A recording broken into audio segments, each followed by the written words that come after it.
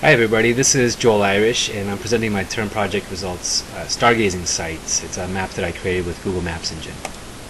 So amateur astronomy is a really cool hobby, but it does require certain conditions. Things we look for: we want an unobstructed view of the sky, we want it to be free from any light pollution, and it should be publicly accessible, since nobody really wants a stranger walking around on private property at 11 o'clock at night. The issue is really that it could be kind of difficult to find locations that meet all these conditions, so I wanted to build some sort of cloud-based map and feature service that could be used by myself and others to find and identify good sites. This workflow diagram illustrates the approach that I took towards the solution. It shows kind of three different areas of data inputs, as well as three different outputs that the user could access. The first area is the ArcGIS kind of analysis that I did to try to derive some of the potential locations. Here you can see ArcMap and the shape files for things like parks and public lands. I used city built-up areas and major roads as kind of representing the light pollution areas, and I used a erase operation to remove those areas from the parks and public lands.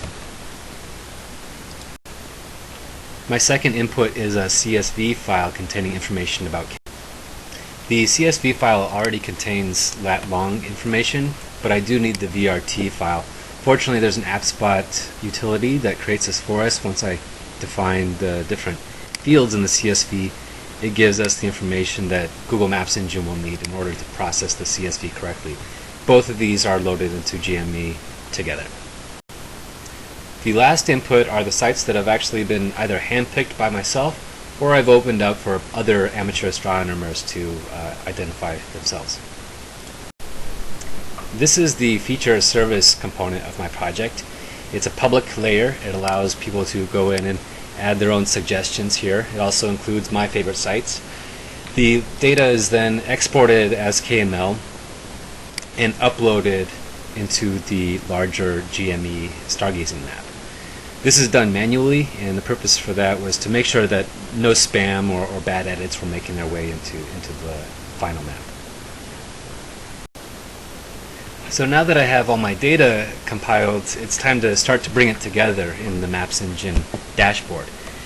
So you can see this has several different layers here. I like to start off at data sources, uploading either shapefile folders or individual KML files, CSV, and VRT files.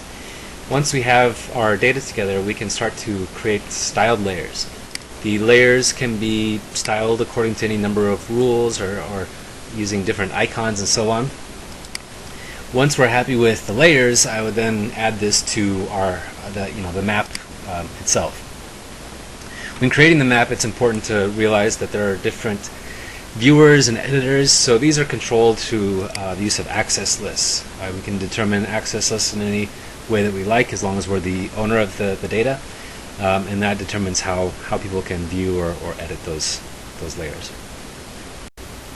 With the map complete, users can access this information in a few different ways. This is just the published map itself. You can see that there's info windows, layers, descriptions of the data, or they can see the embedded map on my website, gisforjustice.org. You can see just a pretty simple little window here, but that has the very same map. And yeah, a few key takeaways that I'll discuss more in my final report. Some highlights for my project include night mode, which is really the same map, just stylized with all red features and a red base map, so as to kind of protect our night vision. And this is the JSON wizard I used to create that night mode base map. I was also pleased to see that my map would render pretty well using the Google Maps Engine mobile app. I tested it out on my phone, and there's a little video embedded here.